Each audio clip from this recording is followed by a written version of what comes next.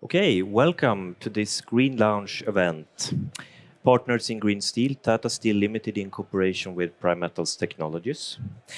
Here we will discuss the collaboration between Tata Steel and Primetals Technologies with a special focus on decarbonization and the transition into green steel production.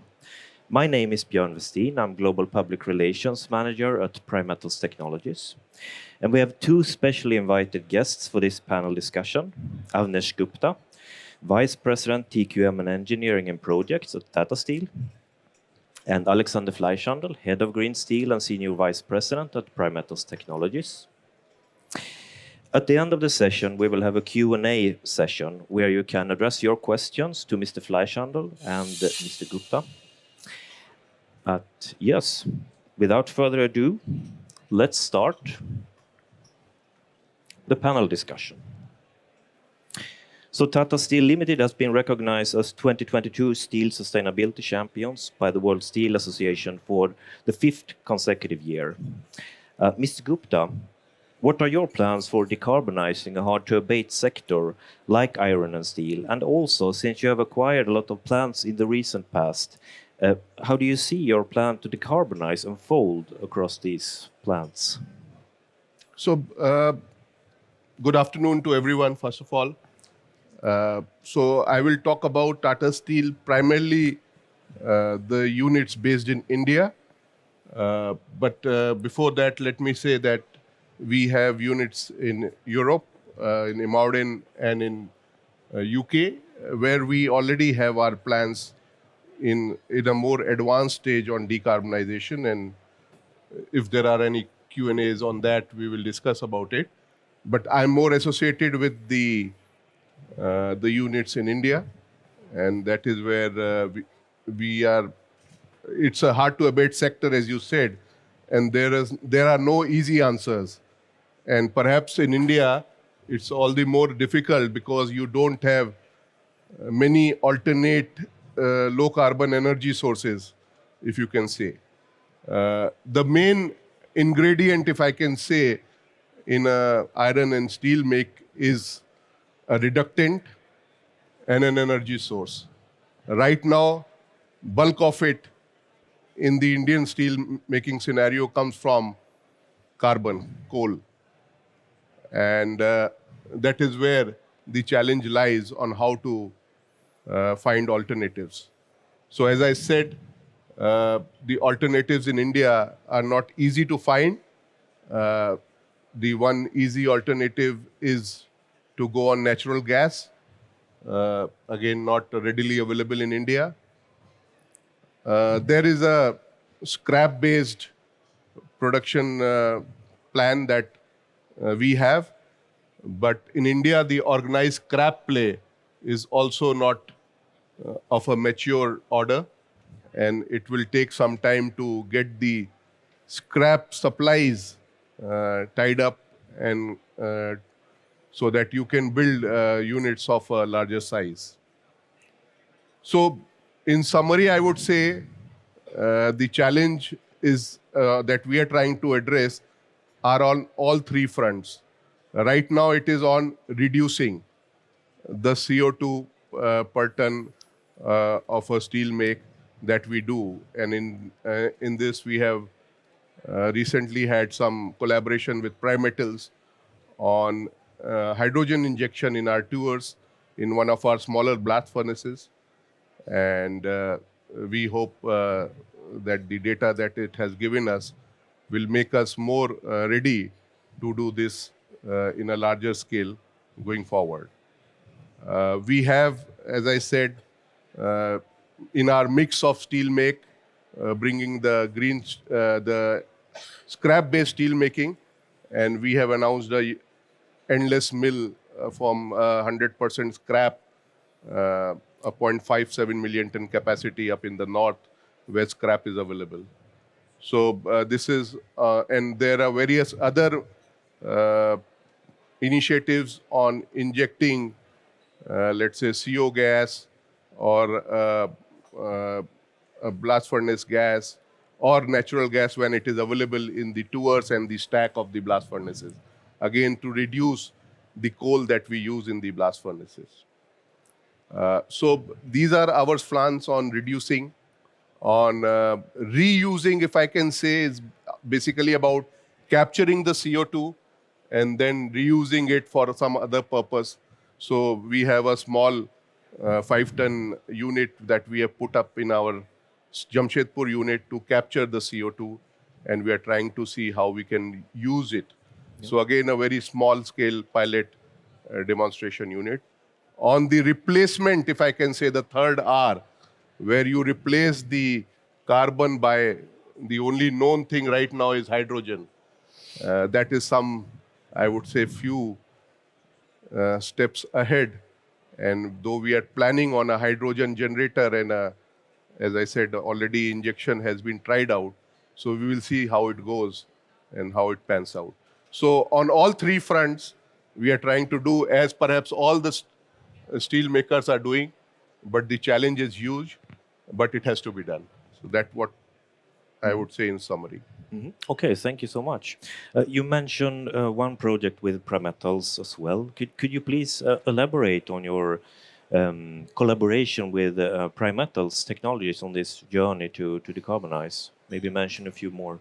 Yeah, projects. so we have already entered into an agreement with Primetals, memorandum of understanding we have with Primetals. It was done sometime last year on trying to make a decarbonization plan of our facilities in India and starting with Jamshedpur. And this is one of the projects that I talked about was the hydrogen injection in one of our blast furnaces to learn about the different things on that process. The second one, we are working in our sinter plant at Kalinganagar.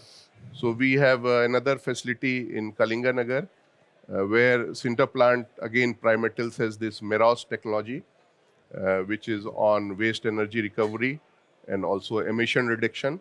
So we are trying to see how that can be retrofitted in the current sinter plants we have. So these are one or two of the specific projects, but on a larger scale, as I said, based on the agreement that we have, decarbonization route map, especially in the steel making area, we are trying to work with Primetals. Interesting, thank you. Mr. Fleischanderl, what do you think the next steps could be, considering that many of the green steel technologies are still at the pilot and or R&D stage? Yeah, well, true. You have to start the pilot at the beginning, always. And as just mentioned by Avneesh Gupta, I think this injection of hydrogen into one of these smaller blast furnaces is an important step, even if it's not done. But let me just explain. We worked closely together, mainly on the engineering and especially on the safety issues. And I think that's the important thing about enforcing collaborations. It's clear that hydrogen is doing the work in the blast furnace, but the safety, the engineering work, and finally, to let it happen is the important thing. So now I would say we are both ready to go for the next step. Well, if we take another example and looking a little bit more mid-term to long-term, it was mentioned like carbon capture. In the steel sector, it's still in an early stage. In the power sector, it's well established, so there are many large references for amine-based carbon capture. But as Tata has this pilot plant in place now, so we are working on the same thing together with our parent company, MHI, on the KMCDR technology. I think this exchange of results and improving technology in this pilot stage is essential. And I think that's all about this collaboration frame agreement, this MOU we have signed a year back with Tata Steel Limited to explore further opportunities to decarbonize. If we look a little bit further, I would say it will include also direct reduction. It's a topic that will require green hydrogen, so it will take some time. In the meanwhile, I believe in India, blast furnaces will remain for quite a time. So there are even new blast furnaces coming to be blown in over the next years. But the good thing is to have a technology ready to know that a blast furnace can be decarbonized by applying carbon capture, storage, and maybe also utilization technology. And let me explore as the last thing on utilization. That's also a topic we have proposed to Tata Steel Limited to collaborate on the Lanzatec biofermentation, utilizing blast furnace gas, CO, but also co-fermentation, and to produce chemicals directly by converting the carbon-rich waste gases into chemicals and lock in the carbon into these chemicals. So these are all examples I'd like to mention. Mm-hmm. And circling back to what you just said, you mentioned carbon capture and utilization. If I may address a question to you, Mr. Gupta, what is your general opinion about this technology to use it in the steel sector? So, as is being said, it is still in a development phase. Yep. So, a large scale utilization is still to be proven in its kind. Very recently, we have started hearing about SMRs, that is the synthetic aviation SAF, synthetic aviation fuel, where perhaps the captured CO2 can be used and in a larger way. So all these are, I would say, concepts. We are testing some of them, as Alexander was saying.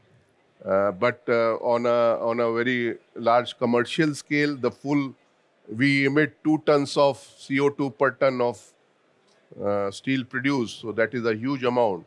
And to reach that stage of utilization, capture and utilization, is still some way to go. Mm-hmm. So that's why the answer lies perhaps in all a mix of technologies rather than only on either utilization and capture or reduction or replacing it with a greener hydrogen, etc. Mm-hmm. Mr. Fleischanderl, would you like to add anything about this technology and where it is at right now? Specifically, I believe carbon capture, storage and utilization will see a bright future, especially in India. As said, that the traditional way of steel making and the availability of cheap coal will remain there, and there is a limit in the availability of natural gas, as mentioned by Avneesh Gupta earlier. I think that carbon capture utilization will play a significant role. The important thing is also to mention that recently the Indian government has announced the support of carbon capture and storage with a clear tax benefit to make carbon capture also financially attractive.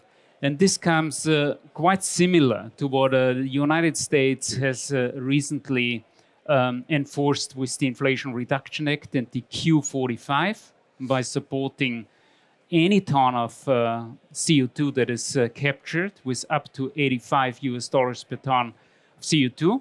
So in India, there might be then the split up in the support for the captured carbon, and there will be an additional benefit when the CO2 that is captured is utilized further. So I think these are the main reasons. First of all, that the coal is there and will remain. So the best option might be the carbon capture, and the support also from the government to make it viable at the end. Because, it's not only about technology, it has also to pay off for the steel makers. Mm-hmm. And speaking of next generation technologies, A lot of these technologies related to iron making, they relate to the efficient use of hydrogen as reducing agent. Mr. Fleischanderl, what would be the challenges for transforming the process to use hydrogen, in your mind? Yeah, well, first of all, the major roadblock around remains the massive amount of renewable energy that is required. And I've just recently been to India, and I was amazed how many of the windmills are on the road. So the country is definitely heading into a renewable energy future. However, the renewable energy that will be required not only for the steel sector, but for the other hard-to-abate sectors, for the mobility and so on, is immense. So it will take time to ramp up the renewable energy availability, and that's just the basis to create also renewable green hydrogen from this renewable power to grow the hydrogen ecosystem. At the end, I believe, and well, if we look on the timeline, Mr. Modi has clearly expressed that he stands fully behind a decarbonized future of India in 2070. So it looks maybe long, but looking on the work that has been done in the country of India, I believe it's still a quite ambitious target to achieve net zero for the steel sector, especially in India. Yeah. Okay, thank you. I'd like to address my final question to you, Mr. Gupta. As a leader in sustainable steel production, what would be your message to steel producers who may not have started transitioning into green steel production yet? So I don't know who with some sort of a say in the industry have not started at least thinking about transitioning, if not doing something about it. So I'm sure everyone is thinking about transitioning, but the task is huge, and my message would be to collaborate. And this is the way. It's a great challenge to the steel industry, but also a great opportunity to find new technologies and help in a green environment and a green society. So the steel industry has contributed a lot in various technologies that it has evolved. And I would urge all the steel players and also the steel technology players like Primetals to collaborate as much as we all can and find out solutions which will help steel industry to prosper another decade or two. Thank you. Okay, thank you. So collaboration is indeed a key topic. And with that, we have come to the Q&A session. So if there are any questions, we are happy to address them from the stage here. Just raise your hand and yeah.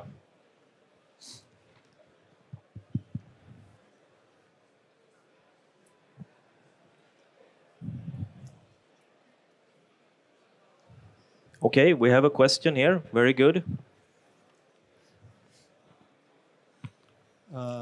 Anderson from ArcelorMittal. So very glad that you're here and sharing your plans. So what are the committed targets and how are you organizing for the decarbonization? I understand you're working with Primetals, some sort of partnership, but what is the actual organization towards decarbonization, Tata? So we have plans to go, as I said, we are just above 2 tons of CO2 per ton of crude steel, and we want to take it to 1.8 and 1.5. And the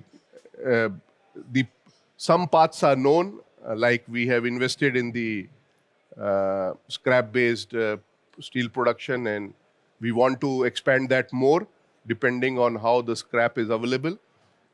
We are also will work on the DRI option that was being talked about. The only thing is where to find the natural gas. because you cannot perhaps right now directly start planning a commercial scale hydrogen supported DRI unit. So that is the practical sort of a challenge. We are working on the so-called blue blast furnaces, on injecting various gases at the tool level and also the shaft injection. And the MOU that we have with Primetals is precisely on the idea of working together to find out more solutions. So I would say the journey has started with this collaboration, and some specific things like the hydrogen injection trial that we did with Primetals. Again, a lot of process safety aspects had to be engineered, and that is where together we worked and built that facility to inject it safely and inject it over a duration of 3 or 4 days to get the right data. So even to reaching to that stage is a challenge. So those are some of the areas that we are working on. Thank you. Any more questions? We still have a few minutes left, so. So if this is not the case, let me just explore a bit on a quite important point that was said by Avneesh Gupta on collaboration. I think that's the key point for between the technology providers and all the major steel producers.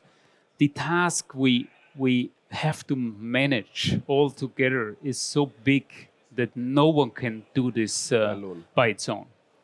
So and that's definitely changing the role model of the business, sharing information, and that's not only true for the green steel topic, but that's true as well for digitalization topics. It's about the trust between steel producers and technology providers to share data to the benefit of both at the end, and to trust really also technology providers that the data are safe and not going to leak to anywhere else. So I still believe in this collaboration. We are in early phase, but also coming back to Anderson, what was said, I think ArcelorMittal took a major role in defining a pathway to decarbonize. And I think it always starts to investigate what are the possible ways forward and how can they really also stemmed from a financial point of view. As I said, it's not always just having a technology in hand, but it has to be commercially viable. So at the end, the steel has to be sold on the market.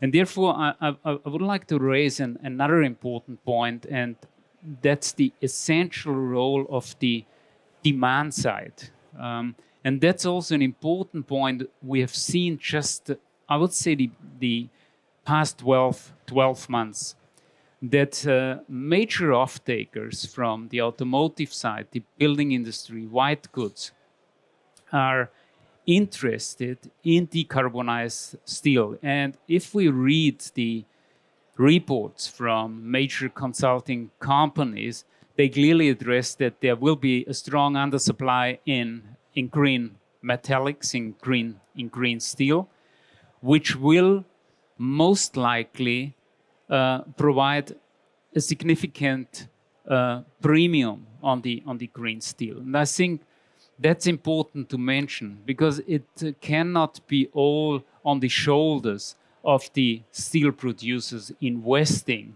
de-risking technologies, and just begging at the end and hoping for the support of state money. So an essential role will be the pillar of the green steel premium from the demand side. Yeah. Thank you so much. Okay, I think that's it for now. Thank you so much for participating, and thank you to Mr. Fleischanderl and to Mr. Gupta for a very interesting panel discussion. Welcome. Thank you. Thank you. Thank you.